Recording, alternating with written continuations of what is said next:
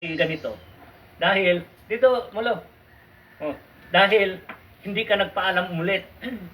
Yun ang kulang sa atin, malayo sa aksidente kung tayo ay masipag humihiling sa Kanya. Dahil hihingi tayo ng gabay. Bakit? Sabi ng Ama, sabi ng mga anghel, yun lang naman ang hiniling nila. Anong gagawin ko? Paano?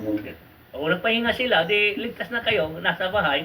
Kung lumakad ulit kayo, pagpaalam muna rin kayo ulit. Mag-report kayo kung Ama, magsabi kayo, bigyan ka ng gabay, at gagabayan kayo ng mga anghel. Yan.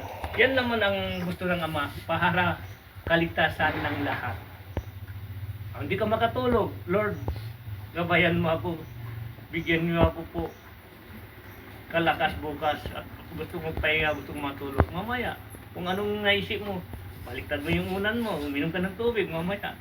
O, pag-iisip mo yan, makakatulog ka na, dahil si Lord, walang posible sa Kanya. Kung anong gusto niya gawin, magagawa niya, dahil siya ang Diyos natin. Hindi, wag natin iralin ng sarili natin. Lang sarili natin ay wala tayong magawa kung hindi naglikas sa atin. Dahil sa Kanya lahat yan, dahil siya magkukontrol sa atin lahat, si Lord. Kung ayaw natin kumapit sa Kanya, may paglalagyan ka rin. Iba ang kahawak sa iyo ngayon, kadilim. Dahil sa liwanag ay puti ang usok mo.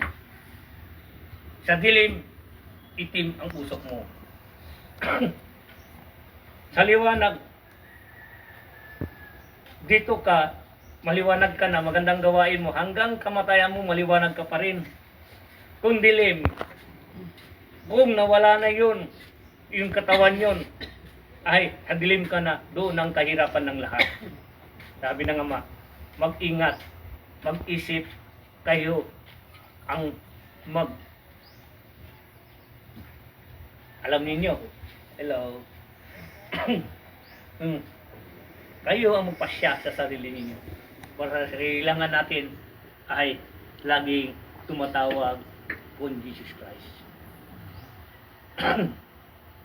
Dito, Jesus Christ, Jesus, iisa rin yun. Dahil sa atin si Jesus. Sa mga ibang bansa, Jesus Christ, iisa pa rin yun.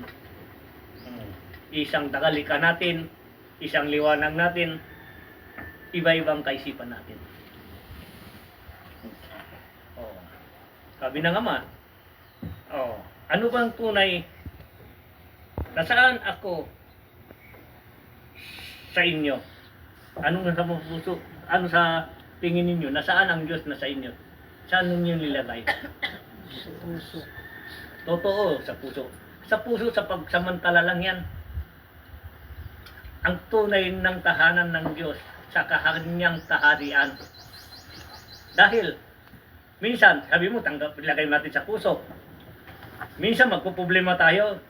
Ngayon, imbes Diyos ang inisip natin, ang problema natin, hindi tayo humingi ng gabay sa Diyos. Ay, nasaan ang Diyos sa inyo? Tinanggap mo niya ba sa puso? Ay, wala.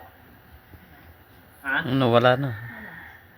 Yung puso yan minsan, isip ang puso. Dahil lang yun, tinanggap natin siya, pagsamantala lang yun. Kung hindi mo buburahin yun, oras, minsan mainit ang ulo mo, minsan wala na ang Diyos sa iyo. Nasaan ang Diyos? Sa puso pa ngayon, hindi na. Hindi na. Nasaan ang Diyos na sa inyo ngayon? Nawala na. Ha? Nawala na, hindi na naalala. Ha? Sabi ko na sa inyo, hindi niyo masasabi, masasagot. Ha? Ayun na. Dahil, ang sino ang mineral doon? Ang puso, ang isip. Hindi naman puso ang nagbibigay ng control doon. Isip. Dahil kung hindi mo isipin yun, hindi mo tanggapin sa puso mo. Ang puso, tahanan, kung tanggapin natin, siya ay nasa iyo. Kung ikaw ay, halimbawa kayo, iba-ibang religion kayo, at nagtatalo kayo, isa lang naman ang pangalan, ang dala-dala nila, si Jesus. Iba bang religion niyo? Ngayon, sabi niyo, ikaw ay ligtas. Sabi ng isa, siya ang ligtas. Sino bang totoo ligtas sa inyong dalawa? Wala na. Ha? Isip nila. Yun nga ang kulang sa atin. Iba-ibang religion natin, isang pangalan ang dala natin. Bakit di tayo magkakasundo? Dapat magmahalan tayo. O, ang sabi nila,